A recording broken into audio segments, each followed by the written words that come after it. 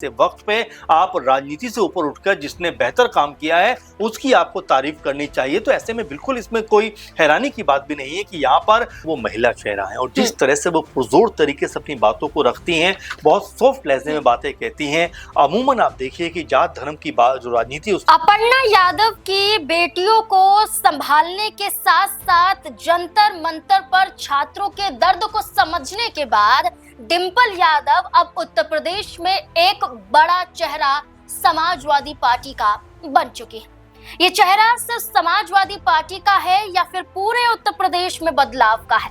क्या समाजवादी पार्टी इस बार डिंपल यादव के चेहरे पर विधानसभा का चुनाव लड़ने की तैयारी कर रही है? क्योंकि सिर्फ डिंपल यादव का चेहरा नहीं बल्कि वो खुद अपने दायित्व को समझते हुए कई बड़े कदम उठा रही हैं, कई बड़े फैसले ले रही हैं। ये कई तस्वीरें सामने आई जहां जंतर मंतर पर छात्रों के दर्द को महसूस करती हैं। एक स्टूडेंट जो जख्मी हो जाते हैं उन्हें संभालती हुई एक माँ की तरह नजर आती हैं। अपर्णा यादव की बेटियों को संभालती हुई दिखाई देती हैं, भावुक नजर आती हैं। वहीं संसद के बाहर जिस तरह से चंदा चोरी का मामला हो या फिर पेपर लीक का मुद्दा हो, किस तरह से अपनी आवाज बुलंद करती हुई नजर आती हैं, तो वहीं समाजवादी पार्टी के जरिए हालिया दिनों में एक बड़ा पोस्टर जारी किया गया जिसमें अखिलेश यादव के ठीक बगल में सिर्फ और सिर्फ डिंपल यादव को दिखाया गया और छाता लिए हुए दोनों खड़े हुए नजर आए और ये कहा गया कि अखिलेश यादव के बाद अब डिंपल यादव की बारी है। एक नारा दिया गया, 27 में अखिलेश और 29 में डिंपल के सिर पर ताज। लेकिन क्या 27 में ही डिंपल यादव कोई बड़ा चेहरा बन जाएंगी? इसी से जुड़े हुए बड़े सवाल हैं और चर्चा करेंगे। चर्चा करने के लिए वरिष्ठ सहयोगी अमन जी मौजूद हैं। सर, एक पोस्टर और पोस्टर के बाद डिंपल यादव की चर्चा, क्या लगता है कि अखिलेश यादव के मुकाबले या खुद अखिलेश यादव ये चाह रहे हैं कि डिंपल यादव एक महिला चेहरा, एक ऐसा चेहरा जिसे हर कोई पसंद कर रहा है, क्या वो चेहरा विधानसभा में एक बड़ा चेहरा बन सकता है? देखिए बिल्कुल, और इसमें कोई दो राय की बात भी नहीं है क्योंकि डिंपल यादव का जो इन दिनों कह सकते हैं कि मानवता वाला चेहरा निकल कर सामने आया, उसकी तारीफ तो खुद बीजेपी के लोग करते हुए दिखाई पड़े।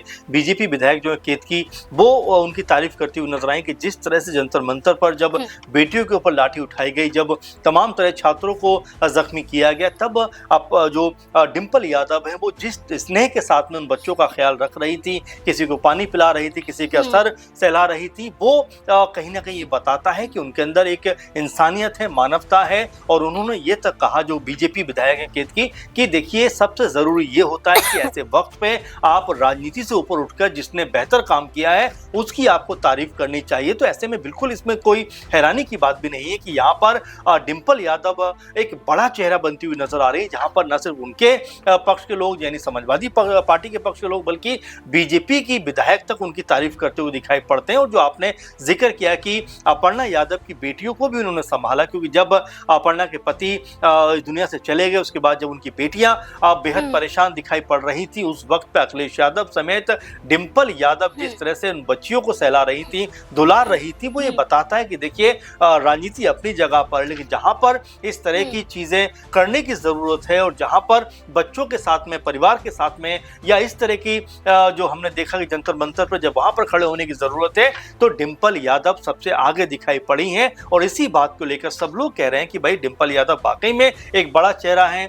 अभी संसद के अंदर भी लगातार जोर देकर अपनी आवाज को बुलंद करती हुई दिखाई पड़ी। कई अहम मुद्दे पर उन्होंने अपने सवालों को भी रखा, यानी कि एक तरीके से अब डिंपल यादव की जो छवि है वो इंडिविजुअल तौर पर भी देखा जाए। अच्छा सर, अगर हम कहें कि सपा में सबसे बड़ा चेहरा अखिलेश यादव है, इसके बाद शिवपाल यादव को आप देखेंगे, रामगोपाल यादव को देखेंगे, धर्मेंद्र यादव को देखेंगे, ऐसे कई बड़े चेहरे हैं जिसके नेतृत्व में सपा विधानसभा का चुनाव लड़ सकती है।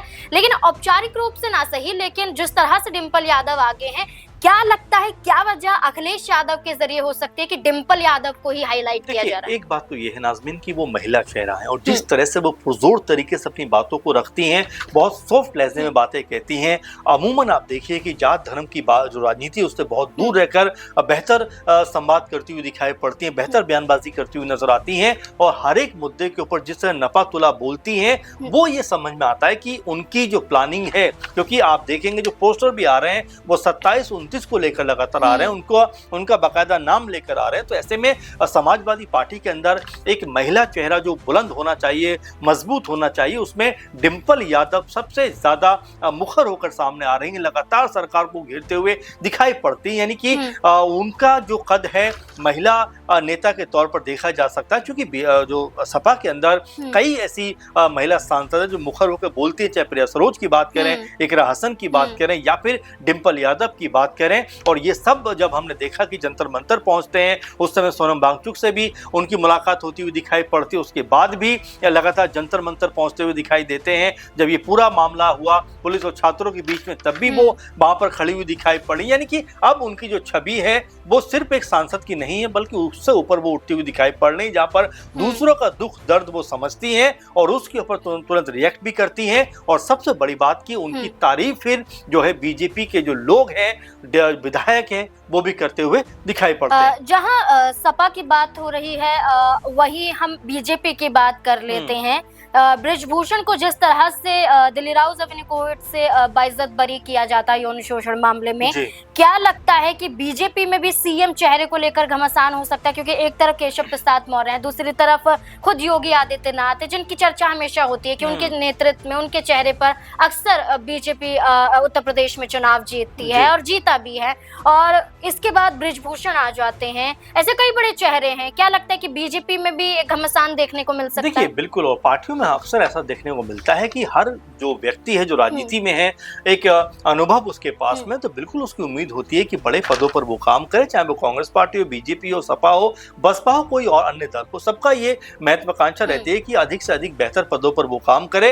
अब यहाँ पर जो आपने जिक्र किया कि क्या बीजेपी के अंदर खाने में भी आपस में कोई इस बात को लेकर तनातनी का माहौल है, देखिए समय समय पर इस बात को लेकर चर्चाएं होती रहती हैं कि क्या सीएम योगी अब बस इसी कार्यकाल तक है, अगली बार वो जब चुनाव होगा तो क्या उसके बाद वो चेहरा नहीं होंगे? ये लगातार बातें हो रही हैं। कई लोग ये भी कहते हुए नजर आते हैं कि केशव प्रसाद मौर्य आने वाले चुनाव में एक बड़ा चेहरा हो सकते हैं। कई लोग बृजभूषण शरण सिंह के बारे में बातें करते हैं। यानी कि तमाम तरह से बातें होती हुई दिखाई देती है। लेकिन देखिए, बीजेपी जो पार्टी है बड़ी लेवल की पार्टी है और ऐसे में ये कहा जा सकता है कि वो हमेशा उन चेहरों को चुनते हैं जिनके बारे में कुछ जिक्र नहीं कर रहा होता है। नितिन नवीन के बारे में आप देखेंगे, राष्ट्रीय अध्यक्ष उनको बना दिया, कोई उनको इससे पहले उतना नहीं जानता था, उनको राष्ट्रीय अध्यक्ष का उन्होंने जो है एक अहम पद दिया। इसके अलावा आप देखेंगे जब बीते 3 चुनाव हुए थे, शिवराज सिंह चौहान से लेकर जो है वसुंधरा राजे तक सबको हटाकर नए चेहरों को मौका दिया। तो बीजेपी इस काम में माहिर मानी जाती है। अब ऐसे में जो सीएम योगी का आप जिक्र कर रहे हैं कि क्या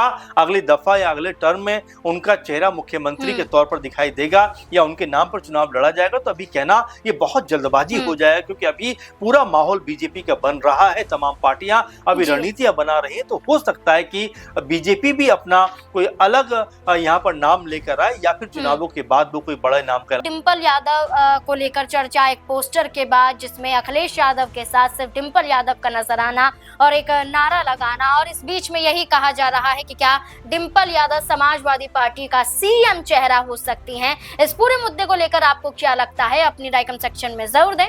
धन्यवाद।